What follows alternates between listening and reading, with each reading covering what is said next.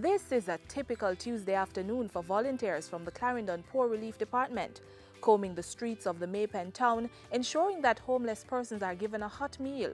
It's just one of the services offered to the poor and destitute, not only in Clarendon, but island-wide.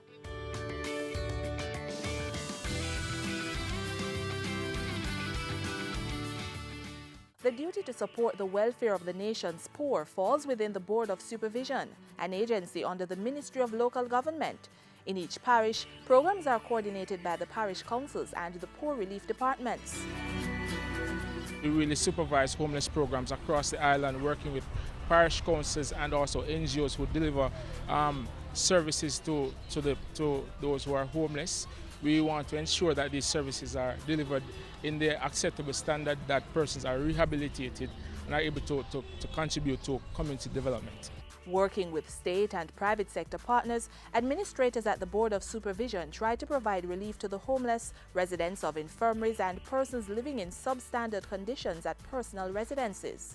We have outdoor persons on the outdoor, persons who we actually assist, and they live in their communities. They need food, they need medical attention and housing and assistance for children. We give an allowance. Once a person is relieved, then automatically they should be assisted by the PASS program.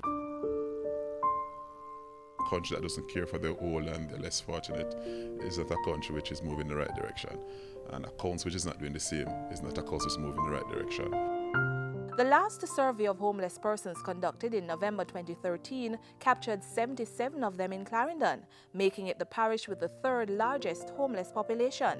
So poor relief officers have seen the need to beef up their services in the area. A new poor relief office was opened in Rock River in February 2014. That's in addition to 8 other offices scattered across the parish to ensure officers stay close to the communities they serve. Persons who require assistance can visit the nearest poor relief department, get registered, and wait for a home visit to determine the nature of assistance needed. In addition to that, there's a poor relief committee that works to craft additional programs. We meet monthly, and whatever we discuss, we notice that there's a lot of improvement at the infirmary and other places around the parish regarding the poor. This is one initiative that resulted from those meetings, the opening of an activities center at the parish's infirmary. Persons tend to underestimate the importance of elderly persons having things to do and contributing to their whole living, their whole livelihood. So we really appreciate and endorse this move. We've always had residents who do bits and pieces of activity, but then I think if we have it more coordinated, and there's an activity director here, and I think it's a base for her where she can gather all her active residents. They're in one location. Some have varying levels of ability. So maybe they can crochet, they can use the sewing machine. There's a man here that can make shoes or mats out of the banana bark. They might just want to come in and read editorial in the paper or just do a little painting.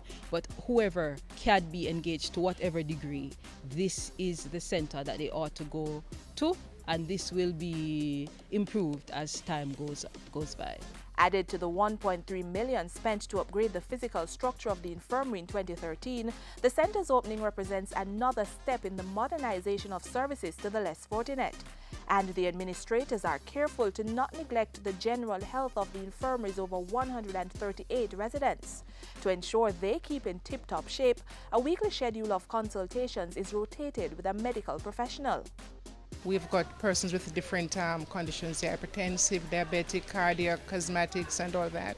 So doctor couldn't have seen like X amount of person within a day. So based on that, then he has to come like once per week to ensure that over a period of time, all the residents are seen and treated. And just next door, the parish council has identified a building which it will be developing as a homeless shelter. Our vision in Clarendon is to have a center where those persons can be able to be examined by a medical practitioner, can be able to have a bath, a change of clothes, and even try to re-socialize with society.